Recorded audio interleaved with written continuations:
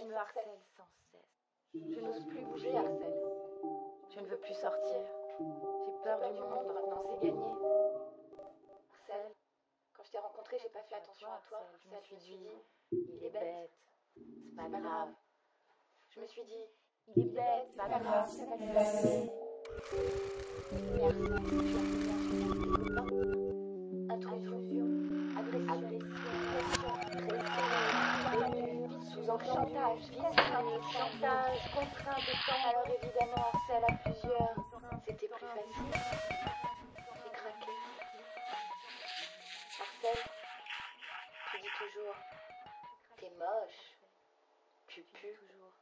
T'es grosse, moche, T'es toute maigre. T'es coiffée comme un dessous de bras. T'as vu ta gueule? Tu dis, c'est pas beau le bouton de talon le cou. Arcel, tu sais, tu n'es pas très beau non plus. Et je ne dis rien. Arcel, tu me pousses dans l'escalier, tu me fais un croche-pied. Tu me pousses dans l'escalier, tu me pinces en douce. Tu me fais un croche-pied, tu me pinces en douce, une petite claque, juste une petite. Tu me coinces contre le mur. Excuse-moi, je t'avais pas vu. Tu dis que c'est pour rigoler. Arcel, Tu me dis. t'as pas des super notes en ce moment, ça va pas? Ou bien... Dis donc, j'ai l'impression que ta mère trompe ton père. Enfin, moi, ce que j'en dis, hein... Je l'ai vu avec un type l'autre jour, ils avaient l'air de bien s'amuser. Tu me dis... T'as pas de petit copain? Remarque, c'est normal. Arcel. Au début, quand ça a commencé, il m'a demandé des explications. Pourquoi? Alors il me donnait des rendez-vous. Tu dis que c'est pour rigoler, je venais jamais. Arcel, tu me dis...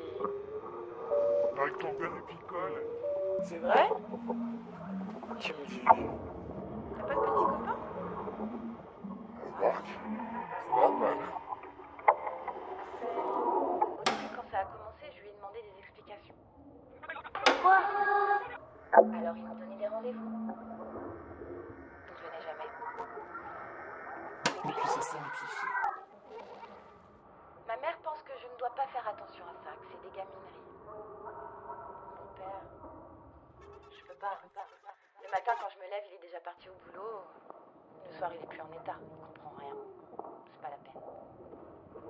J'ai voulu en parler au proviseur. Il m'a dit qu'il n'avait pas le temps, qu'on en parlerait plus tard, que j'avais qu'à travailler et pas faire attention à ses sottises.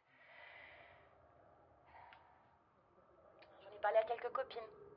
Elles ont rigolé. Elles disent que c'est parce qu'il est amoureux, qui aime bien ça si bien. Qu'elles disent. En même temps, te payer des bisounours. Qu'elles disent. Mais j'ai plus de copine. C'est juste une. Elle dit... Je te laisserai jamais tomber, moi. Elle est gentille. Mais elle est gourmande. Elle veut toujours que je lui achète des gâteaux ou des boissons. Des cigarettes. Hier, elle m'a emprunté des sous pour aller au cinéma avec son copain. Arcel, je croyais que tu me laisserais tranquille pendant les vacances, mais j'avais oublié Facebook. La rumeur court plus vite que son ombre. À 10h, quelqu'un dit une conne. Et à midi, ils sont 500 à dire ah oui, c'est vrai. Rien qu'une seule conne. C'est pas des cerveaux qu'ils ont dans la tête, c'est du mou pour les chats. Tout le monde dit tout et n'importe quoi, et puis... Et les photos.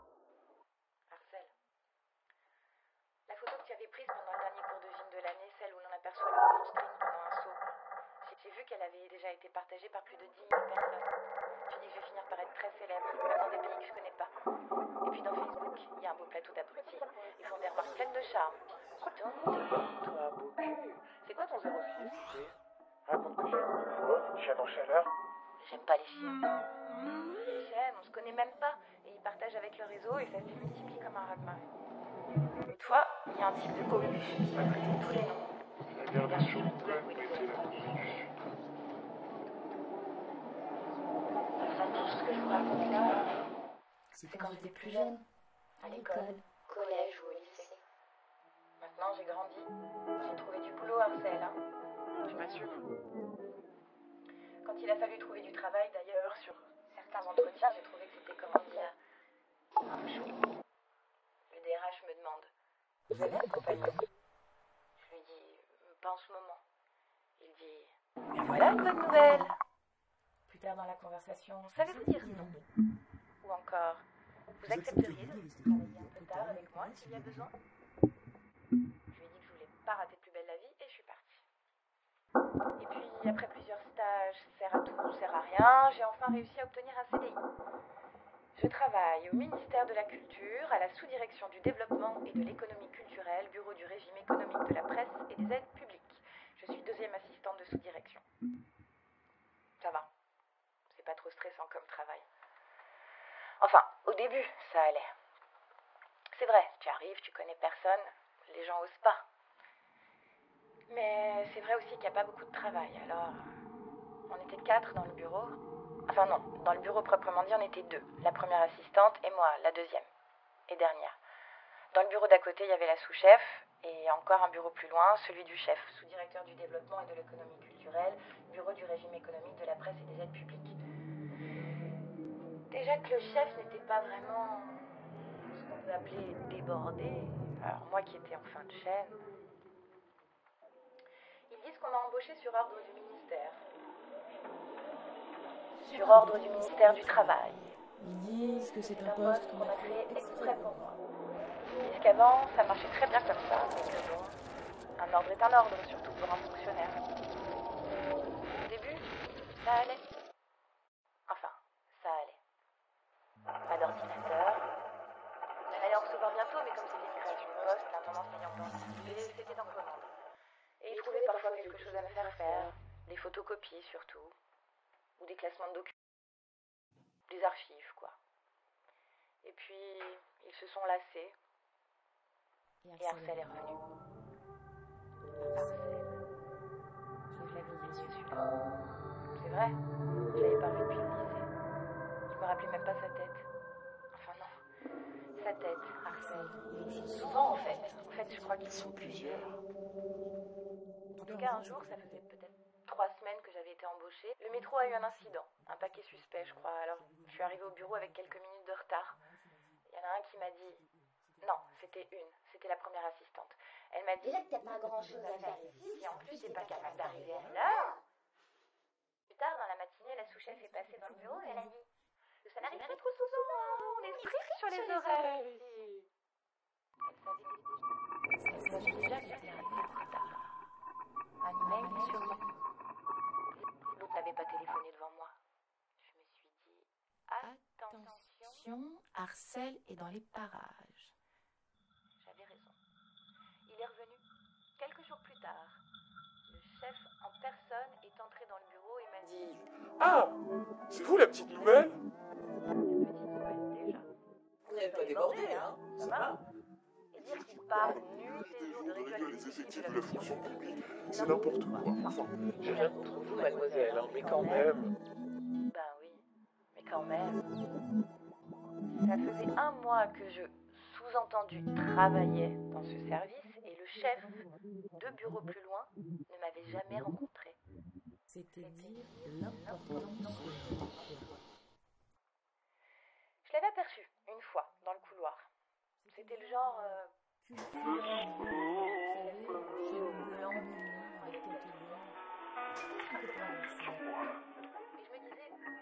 Tiens le coup, ma fille, c'est un CDI, c'est un mauvais moment à passer. Ton poste va finir par se développer, ça ira mieux.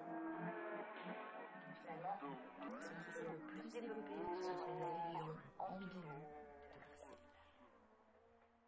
Quelques jours après notre première rencontre, Monsieur Collard, le vieux beau, a commencé à trouver que, finalement, je pourrais améliorer son paysage quotidien.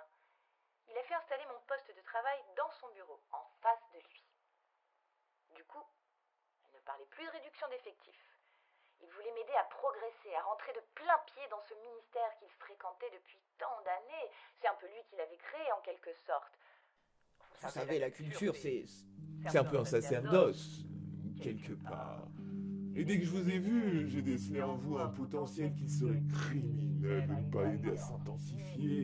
Il est évident que vous êtes fait pour travailler dans le secteur culturel. La culture a besoin de gens comme vous, etc., etc.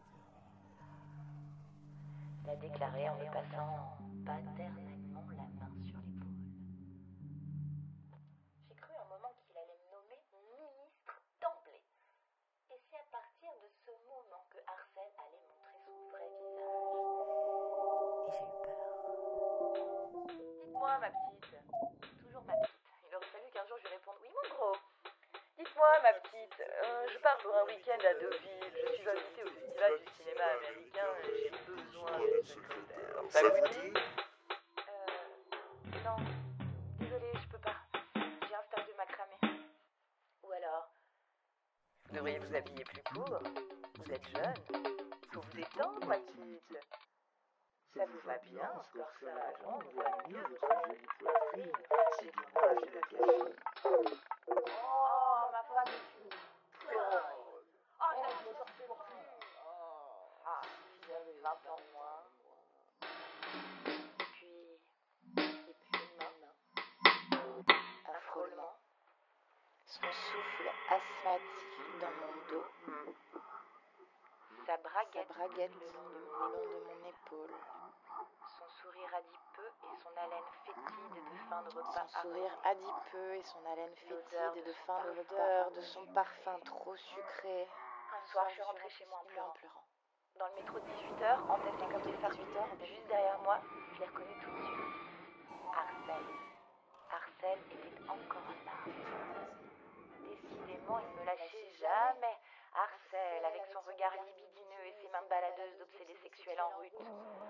Quand après quelques approches incertaines, il a réussi à me toucher une fesse, j'ai plus supporté. J'ai craqué. J'ai craqué pour de bon cette fois. Je me suis mise à hurler de toute la force de mes cordes vocales, à hurler comme une folle. Le métro était arrivé à son terminus, les portes se sont ouvertes. Je suis descendue en premier, j'ai continué à vociférer, à m'en briser les cordes vocales, à aboyer au flot des voyageurs qui déferlaient sur le quai, transparents, décontenancés par mes revendications. Arcel, je te hais depuis toujours. Tu m'as fait sortir depuis toujours, un abruti pervers et malsain. Un déchaîneur, un espoir borné, vicieux, etc. Et puis mes larmes ont coulé abondamment, longtemps. Je me suis assise sur un banc, à côté d'un SDF, éberlué. Ça va pas fort, mon petit homme. Oui, je sais. C'est difficile. La vie est difficile. Mais bon, le soleil revient toujours. C'est vous qui me dites ça. Vous savez, quand on est au fond du trou, la seule chose qui puisse nous arriver, c'est de remonter à la surface. Remonter à la surface. Justement, c'est là qu'est le problème. J'en peux plus, moi. J'y resterai bien au fond du trou. Du trou. Ça vous rappelle pas quelque chose? Une autre ordure perverse du trou. Michel Fourniret, Francis Holm, Pierre Chanal, Guy Georges, et puis plus loin Landru, Jack l'Éventreur, j'en passe et des pourris. Belle brochette. À leur début, tous ces types, c'était des petits Arcel. Et puis un jour, les petits Arcel, ils poussent le geste un peu plus. Et puis encore un peu plus. Un peu plus loin. Elle résiste. Alors ça l'énerve. Il insiste. Elle résiste encore. Ça l'énerve un peu plus. Et puis tout à coup, il y a la bascule. On tombe dans l'irréversible. Le point de non-retour et c'est parti pour la grande farandole. Enfin.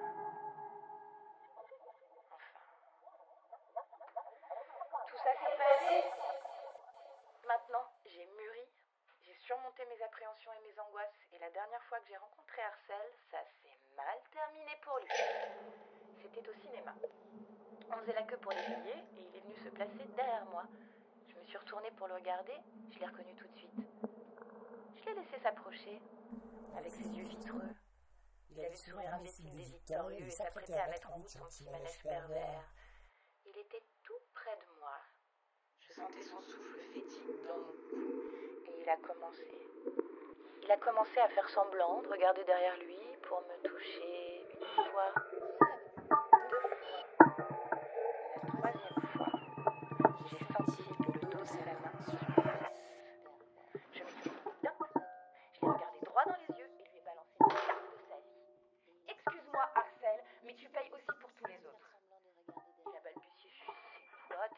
estomaqué de cette réaction explosive et inattendue pour lui qu'il a dû aller voir un autre film parce qu'on l'a plus revu de la soirée.